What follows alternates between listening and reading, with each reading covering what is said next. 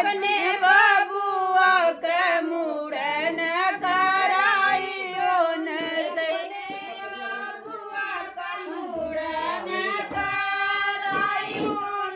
अपने बबुआ के मुड़न कराइबो न प्रिया ऐसा लगता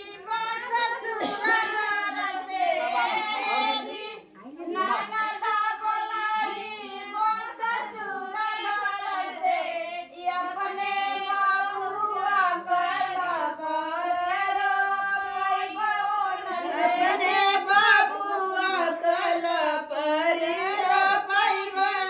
न से ऐसा लेके चला ले ले अपने